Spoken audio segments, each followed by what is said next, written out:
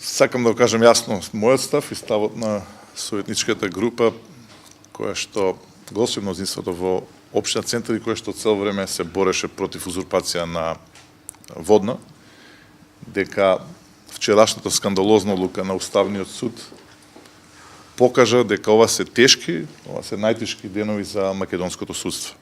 Ова скандалозна одлука покажа дека во Република Македонија всушност и не постои уставен суд, туку постои еден суд кој што спроведува партиско-политички одлуки.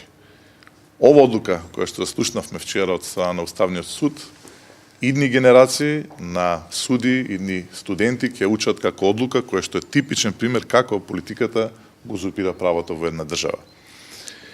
Навистина трагикомични беа објаснувањето кој што го слушнавме, прво дека Уставниот суд разгледува само детални урбанистички планови кои што го третираат сегментот од Законот за просторно и урбанистичко планирање. Тоа е тешко замајување на јавноста во Република Македонија. Ние и вчера и денеска проверувавме низа на одлуки на Уставниот суд во праксата како работеле. Тие напротив, не само што тоа не е така, туку ги третирали другите закони, како што се Законот за град Скопје, Законот за заштита на Охридското езеро, низа на закони, а не како што беше вчера објавено. Уште поспешно беше брифирањето на новинарите дека тие не го гледале или не сакале да отворат расправа за нашата иницијатива само затоа што таа не била третирана како одлука која што го допира Бадентер.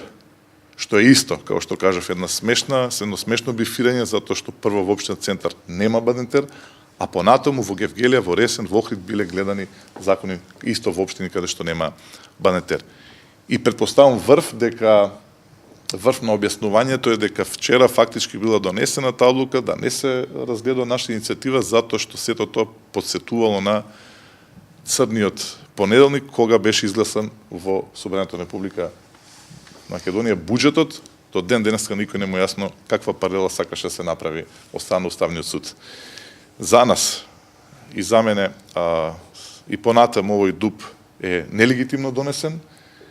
Ниту еден судија во Република Македонија не може да објасни како нечии 11 гласови има подголема тежина од други 11 гласови и останува понатаму да видиме каков третман ќе добиеме од страна на инспекцијата, која што, како што кажав и завчера, ја очекувам секој момент, а за кој што јавноста преку вас ќе биде благовремено известена. Какви? Значи дека државниот апарат во оваа земја ја штити урбаната мафија? Ова значи дека државниот апарат комплетно ги контролира сите сегменти во општество, особено судството. Јас имам и други иницијативи заедно поднесено со советниците и на вистина веќе не знам дали има смисла да се обраќаме до Уставниот суд, бидејќи Уставниот суд наместо да ги штити институции, да ги штити граѓаните, тој се става исклучиво како заштитник на партијата на власт и институциите кои што ги контролира партијата на власт. Што ви преостанува сега? Дали има некои други начини за да оспорите одлуката на Советот за дуповите или ќе морате да ги подпишете дуповите? Нема други начини. Нас последниот адут ни беше Уставниот суд.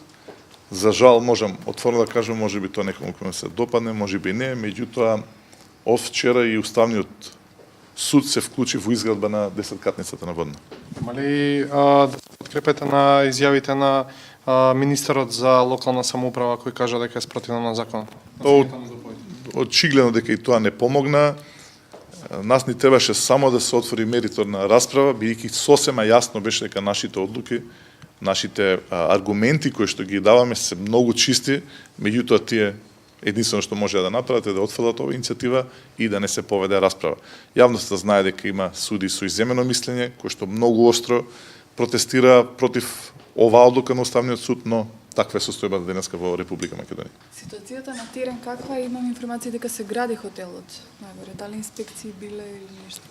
Хотелот не може да се гради, бидејќи воопшто нема никаква дозвола подпишана од мене или од службите во општина Центар, може да има некои подготовки на теренот. Меѓутоа, ако нешто такво се прави, тоа само докажува дека некој однапред ја знаел одлуката на Уставниот суд И ако за ова јавноста не реагира или не реагират и меѓународните институции, ние понатаму ќе тонеме во Република Ќе Македонија. издадете сега градежна дозвола? Јас нема да потпишам ништо додека не дојдат инспекции. Ако ќе дојдат инспекции, јас ќе ги повикам и камерите.